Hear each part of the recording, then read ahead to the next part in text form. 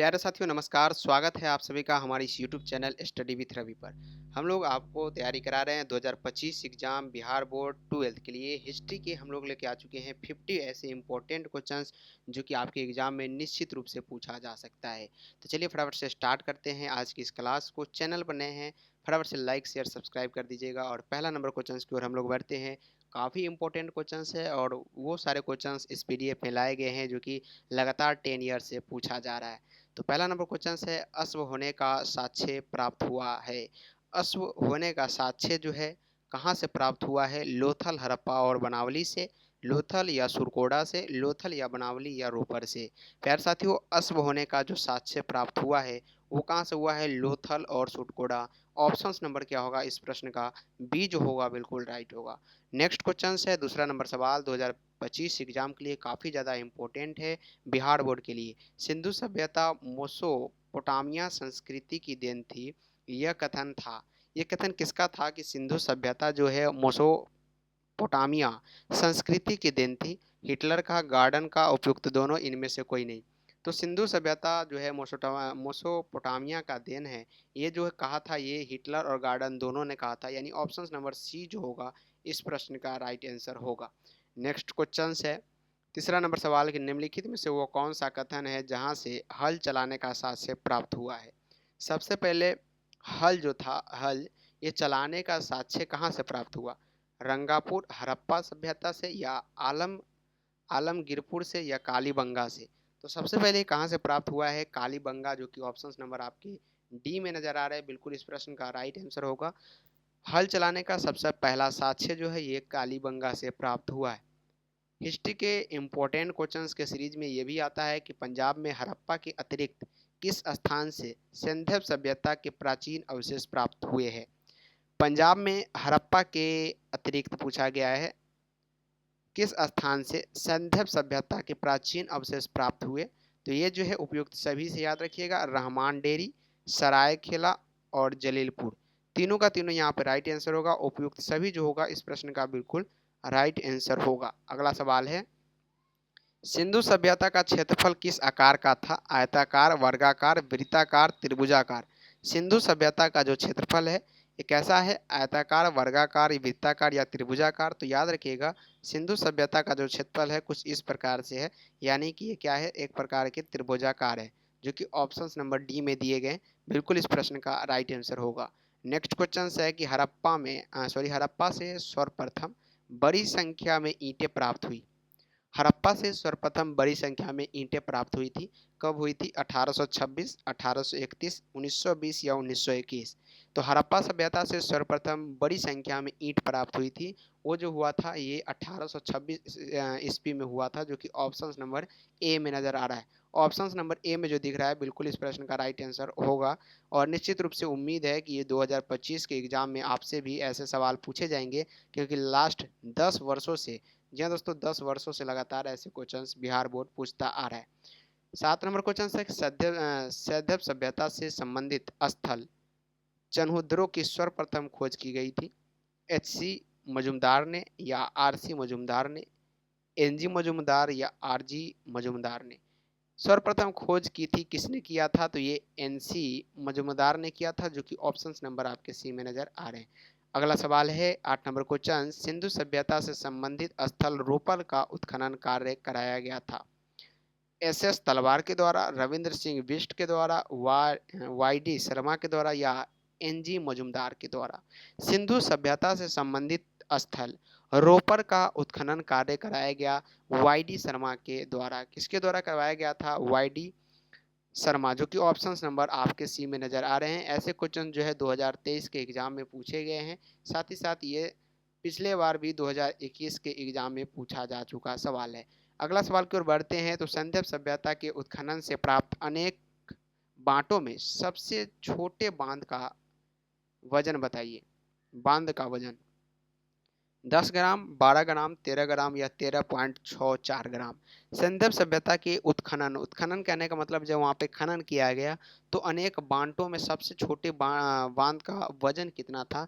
तो वो 13.64 किलोग्राम था, सॉरी ग्राम था, याद रखिएगा। डायरेक्ट क्या है? ग्राम में है।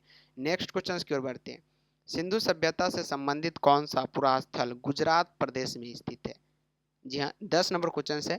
सिंधु सभ्यता से संबंधित कौन सा पुरास्थल गुजरात प्रदेश में है? तो ये भोगात्रा।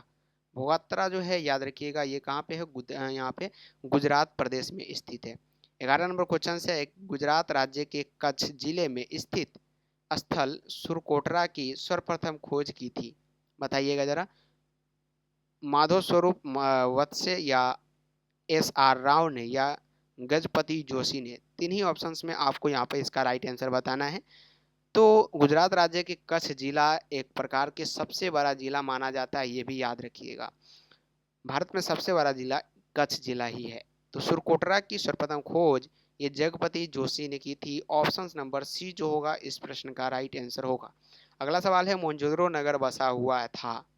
मोहनजोदड़ो नगर जो है ये बसा हुआ था कहाँ पे? 20 किलोमीटर के घेरे में, 15 किलोमीटर के घेरे में, 10 किलोमीटर के घेरे में या 5 किलोमीटर के घेरे में? मोहनजोदड़ो नगर जो है ये 20 किलोमीटर के घेरे में बसा हुआ था।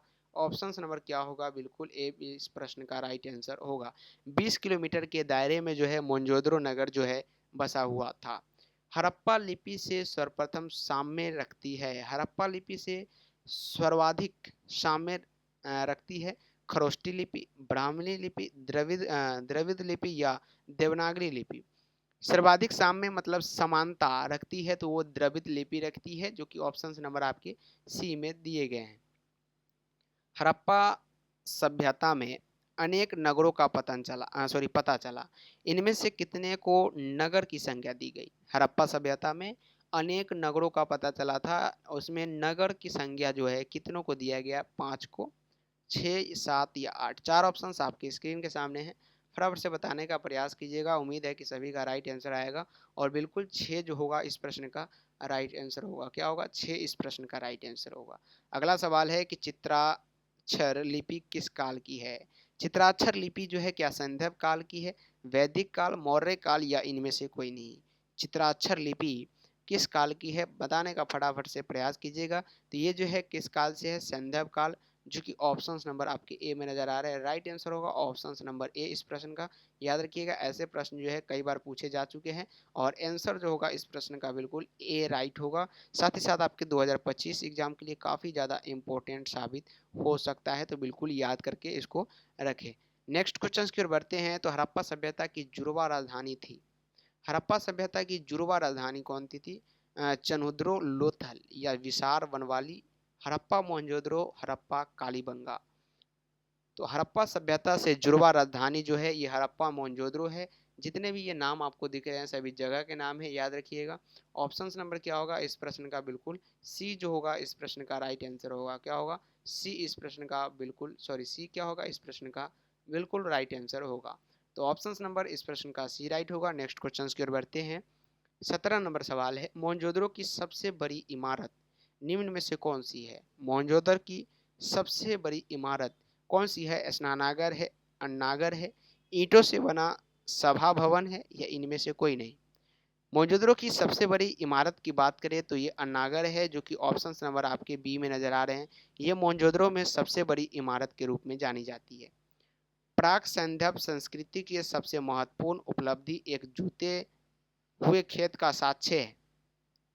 यह कहाँ से प्राप्त हुए हैं? प्राक संध्यप संस्कृति की सबसे महत्वपूर्ण उपलब्धि जो है एक जोता हुआ क्या है? खेत का है। ये कहाँ से प्राप्त हुआ है जरा बताने का प्रयास कीजिएगा। क्या चन्हुद्रो से, हड़प्पा या लोथल या कालीबंगा? 4 ऑप्शंस आपकी स्क्रीन के सामने हैं। उम्मीद है कि सभी का आंसर राइट आएगा और सारे के सारे प्रश्न आपके बिहार बोर्ड 2025 एग्जाम में पूछे जाएंगे। तो ये जो है कहाँ से प्राप्त हुई है? कालीबंगा, जो कि ऑप्शन नंबर डी में नजर आ रहे हैं। अगला सवाल की ओर बात करते हैं। 19 नंबर क्वेश्चन से, हड़प्पा कालीन बंदरगाह की प्राप्ति कहाँ से हुई? हड़प्पा कालीन बंदरगाह ये जो है इसकी प्राप्ति लोथल से हुआ था। कहाँ से हुआ था? लोथल से। तो आंसर जो होगा इस प्रश्न का बिल्कुल राइट आंसर क्या होगा? ए जो होगा इस प्रश्न का राइट आंसर होगा। अगला सवाल है, हड़प्पा सभ्यता के भवन निर्माण एवं अन्य कार्यों के निमित्त ईंटों का प्रयोग बहुतायत रूप में हुआ है। निम्नलिखित में से ईंटों का अनुपात था। हड़प्पा सभ्यता के भवन निर्माण जब किया गया, इसमें अन्य कार्यों में निर्मित जो है ईंटों का प्रयोग बहुतायतर रूप में किया गया, यानी बहुत जगहों पे ईंटों का प्रयोग किया गया। ईंटों का अनुपात क्या था? 1:2:4 के रूप में था, याद रखिएगा 1:2:4 के रूप में था। ये भी प्रश्न आपके लिए काफ़ी हाईलाइटेड हो जाता है, इसलिए ऐसे प्रश्न को बिल्कुल आप याद करके रखिए और निश्चित रूप से पूछा जाएगा। अगला सवाल है कि सिंधु सभ्यता निम्नलिखित में से किस नाम से जानी जाती है? जी हाँ, सिंधु सभ्यता जो है निम्नलिखित में से कौन से नाम से जानी जाती है? कांस्य युगीन सभ्यता, ताम्र युगीन, लौह युगीन या इनमें से कोई नहीं? सिंधु सभ्यता के बारे में आपसे बात कर रहा है, निम्नलिखित में से किस नाम से जानी जाती है? तो ये कांस्य युगीन सभ्यता के नाम से अब जानी जाती है। ऑप्शन नंबर ए इस प्रश्न का राइट आंसर होगा। अगला सवाल है, सैंधव निवासियों का प्रिय पशु निम्न में से कौन था? सैंधव जो निवासी था वहाँ पर प्रिय पशु जो था वो सांड था, यानी पालन पोषण सांड का ही किया जाता है वहाँ पे। ऑप्शन नंबर सी बिल्कुल राइट होगा। अगला सवाल है, हड़प्पा सभ्यता से संबंधित स्थल धोलावीरा प्रकाश में आया था। कब आया था? 1946-47 ईस्वी में, 61 से 62 की ईस्वी में, या 71 से 72 में, या 1990 से 91 में? याद रखिएगा, हड़प्पा सभ्यता से संबंधित स्थल धोलावीरा कब प्रकाश में आया था? तो 1990 से 91 में आया था। अगला सवाल है, हड़प्पा सभ्यता से संबंधित स्थल कुतांसी स्थित है। किससे संबंधित है कुतांसी? तो हड़प्पा सभ्यता से संबंधित है। ये कहाँ पे स्थित है बताइएगा? राजस्थान, उत्तर प्रदेश, गुजरात, कहीं नहीं? तो ये कहाँ पे है? गुजरात में स्थित है, याद रखिएगा। कहाँ पे साथियों? गुजरात। ऑप्शन नंबर बिल्कुल सी राइट होगा। नेक्स्ट क्वेश्चन है, हड़प्पा सभ्यता के संपूर्ण क्षेत्र का आकार किस प्रकार का था? हड़प्पा सभ्यता जो है एक प्रकार के त्रिभुजाकार है। रिपीटेड क्वेश्चन से याद रखिएगा, त्रिभुज के आकार की ये स्थल थी। नेक्स्ट क्वेश्चन से, हड़प्पा किस नदी पर अवस्थित है? रावी, सिंधु, भोगवा नदी या सतलज? सभी का कमेंट बॉक्स में आंसर आना चाहिए। 26 नंबर क्वेश्चन का जवाब क्या होगा आखिर? हड़प्पा सभ्यता किस नदी पर अवस्थित है? तो ये जो है ये रावी नदी पर अवस्थित है, याद रखिएगा। किस नदी पर अवस्थित है? रावी नदी पर अवस्थित है, जो कि ऑप्शन नंबर ए इस प्रश्न का राइट आंसर होगा। अगला क्वेश्चन की ओर बढ़ते हैं, हड़प्पा सभ्यता में किस स्थल से दुर्ग का साक्ष्य नहीं प्राप्त है वह नगर है? हड़प्पा सभ्यता में किस स्थल से दुर्ग का साक्ष्य नहीं प्राप्त है? तो वो चनुद्रो। ऑप्शन नंबर डी बिल्कुल राइट होगा। अगला सवाल है, 28 नंबर क्वेश्चन, निवैज्ञानिकों के मतानुसार हड़प्पा सभ्यता के निर्माता थे ऑस्ट्रोलाइडल, प्रोटो ऑस्ट्रोलाइडल या भूमध्य सागरीय मंगोल? तो प्रोटो था, याद रखिएगा। ऑप्शन नंबर बी इस प्रश्न का राइट आंसर होगा।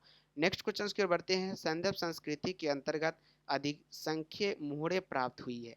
निम्नलिखित में से ये मुद्रा किस चीज से निर्मित है? याद रखिएगा, ये जो प्रश्न है चैप्टर नंबर 1 से सारे के सारे प्रश्न उठा के लाए गए एनसीईआरटी के आधार पर। और आपको पता भी है कि बिहार बोर्ड अब एनसीईआरटी से रिलेटेड क्वेश्चंस पूछते हैं, यानी कि ऑल इंडिया एनसीईआरटी के आधार पर टेस्ट लिया जाता है।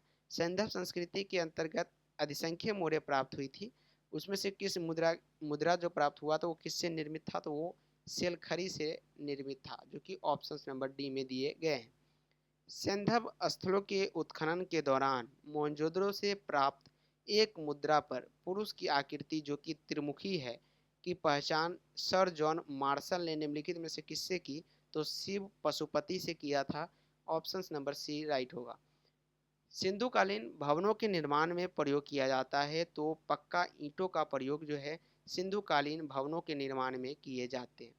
हड़प्पा काल के लोग उपासना करते थे, तो ये मातृ देवी की उपासना करते थे, याद रखिएगा। किसकी उपासना करते थे? मातृ देवी, याद रखिए। नेक्स्ट क्वेश्चन है, राखलदास बनर्जी को मोहनजोदड़ो के अवशेष कब मिले?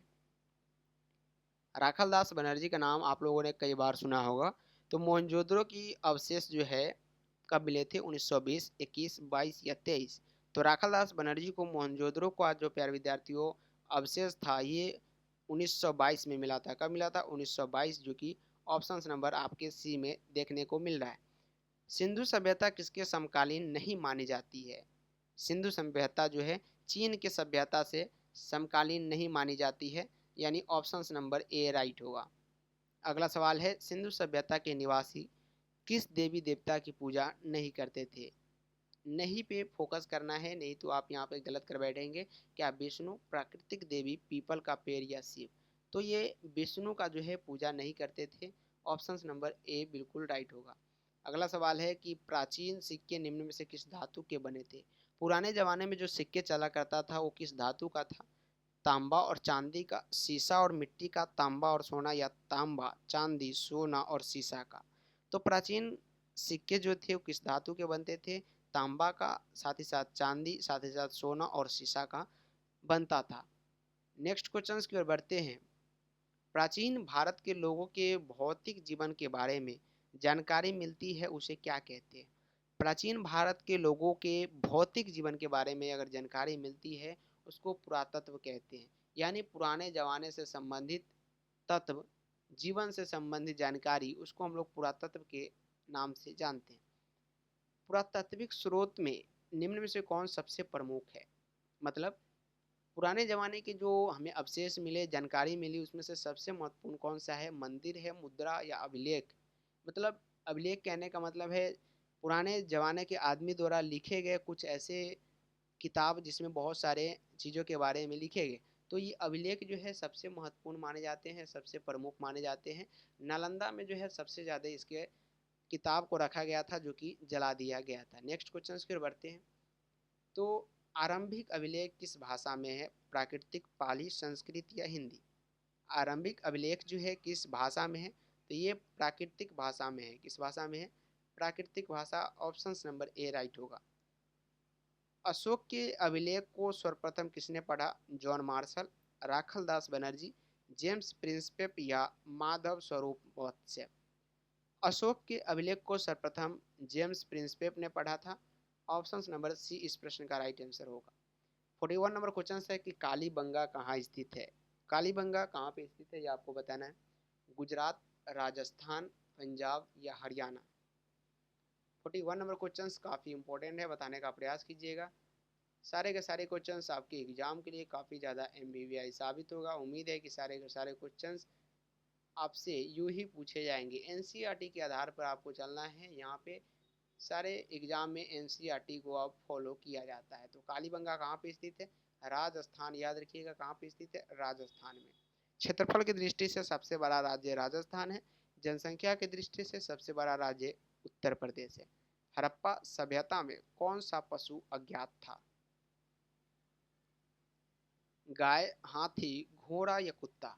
हड़प्पा सभ्यता में कौन सा पशु जो है अज्ञात। अज्ञात करने का मतलब क्या है, उस समय इस पशु को कोई नहीं जानता था हड़प्पा सभ्यता में। तो घोड़ा को कोई नहीं जानता था, गाय भी था, हाथी और कुत्ता भी था, बट घोड़ा को कोई नहीं जानता है। ऐसा माना जाता है कि कुत्ता जो है सबसे प्राचीन पशु है, याद रखिएगा। लेकिन घोड़ा हड़प्पा सभ्यता में बिल्कुल नहीं था। अगला सवाल की ओर बढ़ते हैं। 43 नंबर क्वेश्चन काफ़ी इंपॉर्टेंट। पानी के जहाज और बोना कपड़ा का साक्ष्य किस जगह में पाए गए मुहर से प्राप्त हुआ था। तो ये मोहनजोदड़ो। ऑप्शन नंबर यहाँ पे डी राइट होगा इस प्रश्न का जवाब। नेक्स्ट क्वेश्चन पे फोकस करते हैं। भोगवा नदी के किनारे निम्न में से कौन सा स्थल स्थित है। रंगापुर, लोथल, सिकंदरा या रोपर। तो ये लोथल नदी जो है भोगवा नदी के किनारे स्थित है।